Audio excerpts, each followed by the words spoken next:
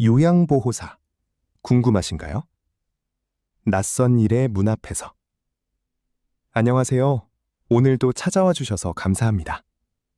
지난 시간에는 대기업 부장으로 살다가 경비원 유니폼을 입게 된 한 남성의 이야기를 함께 나눴습니다. 그분의 이야기에 많은 분들이 공감하셨다고 하더군요. 이런 메일이 왔었어요.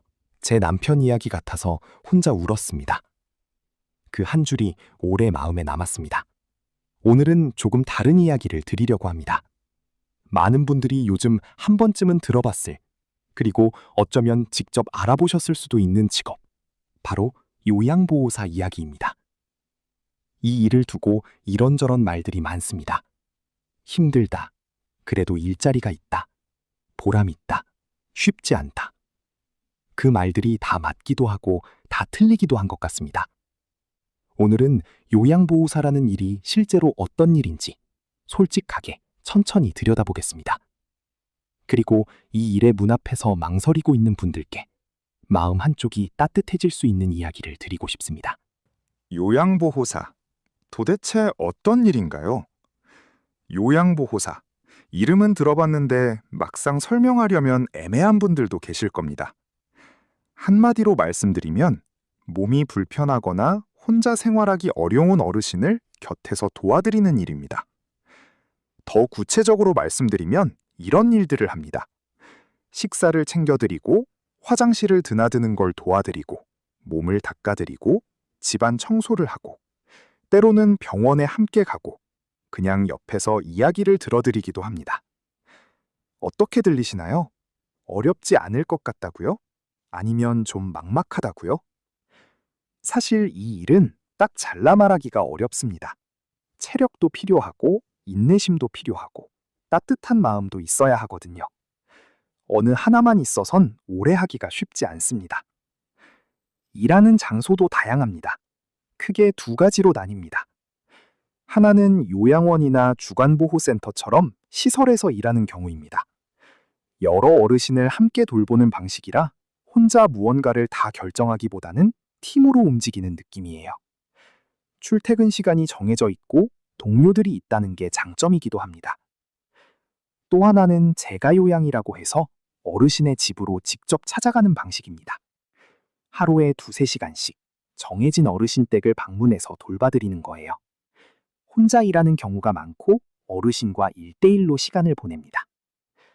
어느 쪽이 더 낫다고 말하기는 어렵습니다.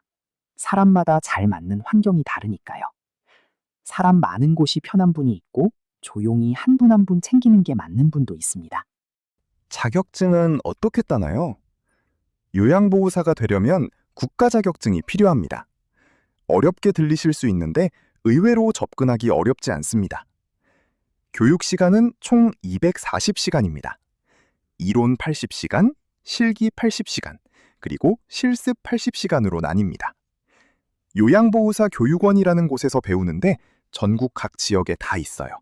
가까운 곳을 찾아보시면 됩니다. 교육 기간은 보통 2달에서 3달 정도입니다.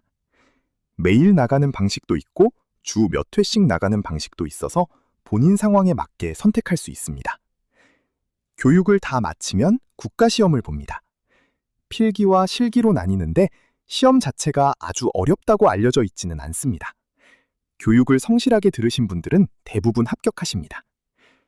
비용 부담이 걱정되시는 분들도 계실 텐데요. 국민 내일배움 카드를 이용하면 교육비의 상당 부분을 지원받을 수 있습니다.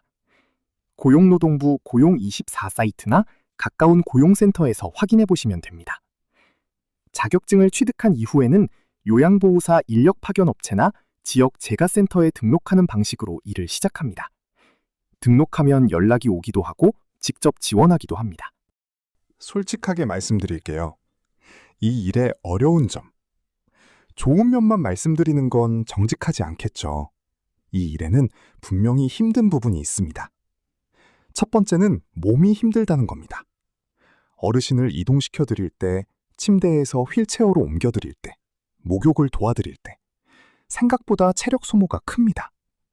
허리를 많이 쓰는 일이라서 평소에 허리가 좋지 않으신 분들은 더 조심해야 합니다. 두 번째는 마음이 힘들 때가 있다는 겁니다. 치매가 있으신 어르신의 경우 방금 해드린 것도 기억 못 하시거나 갑자기 화를 내시기도 합니다. 처음엔 그 상황을 이해하면서도 마음 한켠이 무너지는 느낌이 드는 분들도 있어요. 세 번째는 감정 소모입니다. 어르신과 오랜 시간을 함께 보내다 보면 자연스럽게 정이 듭니다. 그런데 어르신의 상태가 갑자기 나빠지거나 때로는 돌아가시는 경우도 있습니다. 그럴 때 가슴이 많이 무거워지는 분들이 많습니다. 이런 이야기를 드리는 건 이 일을 못하게 막으려는 게 아닙니다. 준비하고 들어가시면 훨씬 덜 흔들린다는 말씀을 드리고 싶어서입니다. 아는 만큼 단단해질 수 있으니까요. 그럼에도 이 일을 택한 사람들, 여기서 한 분의 이야기를 들려드리고 싶습니다. 실제로 있을 법한 우리 주변 어딘가에 있을 분의 이야기입니다. 경기도에 사는 67세 박 여사는 30년 넘게 전업주부로 살았습니다.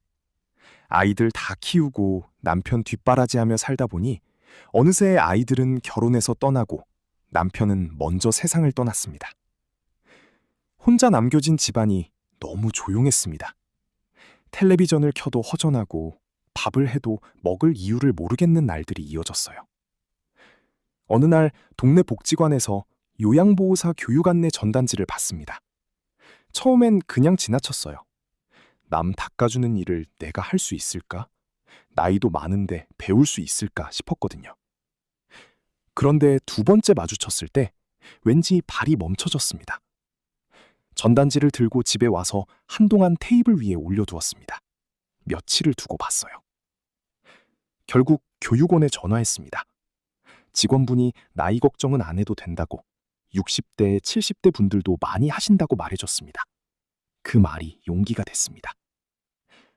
2달 반의 교육을 마치고 첫 어르신 댁을 방문하던 날을 박 여사는 지금도 기억합니다. 문 앞에서 벨을 누르기 전에 심호흡을 3번 했다고 합니다. 손이 살짝 떨렸다고도 했어요. 문이 열리고 나온 건 82살의 할머니셨습니다. 거동이 불편해서 혼자 계신 분이었어요. 할머니가 박 여사를 보더니 이렇게 말씀하셨습니다. 왔어요? 오늘 날씨 춥지요? 아무것도 아닌 말이었는데 박 여사는 그 말에 눈물이 날 뻔했다고 합니다. 누군가 자신을 기다려줬다는 느낌, 오랫동안 잊고 살았던 그 감각이 가슴에 확 밀려왔던 것이죠. 그날 이후 박 여사는 매일 그 할머니 댁을 방문하고 있습니다. 이 일이 어울리는 사람. 그렇다면 요양보호사는 어떤 분들에게 잘 맞을까요?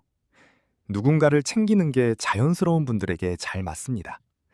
가족을 돌보거나 이웃을 살피거나 작은 것에 신경 쓰는 게 익숙한 분들 말이에요. 그 마음이 이 일의 가장 중요한 자격입니다. 불규칙한 상황에 유연하게 대처할 수 있는 분들도 이 일이 잘 맞습니다. 계획대로만 되지 않을 때도 많거든요. 오늘 어르신 상태가 어제와 다를 수 있고 예상치 못한 일이 생기기도 합니다. 그 상황을 너무 크게 받아들이지 않고 흘려보낼 수 있는 여유가 있으면 도움이 됩니다. 그리고 혼자 있는 것보다 사람과 함께할 때 에너지가 생기는 분들. 이 일은 필연적으로 사람과 함께하는 일입니다. 어르신과 눈을 맞추고 손을 잡고 이야기를 나누는 시간이 많아요. 그 시간이 소진되는 게 아니라 채워지는 느낌이 드는 분들이라면 이 일이 다르게 다가올 수 있습니다. 반면 규칙적이고 성과가 눈에 보이는 일을 좋아하시는 분들은 처음엔 조금 낯설 수 있습니다. 이 일의 성과는 숫자나 결과물로 나오지 않으니까요. 어르신이 오늘 밥을 잘 드셨다. 오늘 표정이 밝았다. 그런 것들이 이 일의 결과입니다. 돈 이야기도 솔직하게. 빠질 수 없는 이야기죠. 수입에 대해서도 솔직하게 말씀드리겠습니다. 요양보호사의 수입은 일하는 형태와 시간에 따라 다릅니다. 시설에서 풀타임으로 일하면 월 200만 원 초반에서 중반 정도입니다. 재가 요양은 시간제로 일하는 경우가 많아서 하루 몇 시간씩 일하느냐에 따라 달라집니다. 많이 벌 수 있는 일은 아닙니다. 솔직히 말씀드리면 이전 직장 수입과 비교하면 차이가 나는 분들이 많을 거예요. 그런데 이 일을 하시는 분들 중에 수입만 보고 계속하는 분은 많지 않더라고요. 자격증 따는 것 자체가 뭔가 해냈다는 느낌이 든다는 분, 집에만 있는 것보다 나와서 사람 만나는 게 좋다는 분, 어르신이 나를 기억하고 반겨주는 그 순간이 좋다는 분들이 많습니다. 물론 수입이 중요한 건 맞습니다. 다만 이 일을 판단할 때 수입 하나만으로 보시기보다는 내 삶에서 이 일이 어떤 의미가 될 수 있는지도 함께 생각해 보시면 좋겠습니다. 오늘 요양보호사 이야기를 나눴습니다. 이 일을 해야 한다, 하지 말아야 한다. 그런 말씀을 드리려는 게 아니었습니다. 다만 막연하게 들어봤던 이름 뒤에 어떤 현실이 있는지 조금 더 선명하게 보셨으면 했습니다. 인생의 두 번째 챕터에서 새로운 일을 시작한다는 건 용기가 필요한 일입니다. 젊은 사람이 처음 취업할 때도 떨리는 법인데 수십 년 살아온 분이 완전히 새로운 문 앞에 선다는 건 얼마나 많은 용기가 필요한 일인지요. 박 여사가 요양원 전단지 앞에서 며칠을 머뭇거렸던 것처럼 누구나 그 앞에서 한 번은 멈칫합니다. 그 멈칫거림이 부끄러운 게 아닙니다.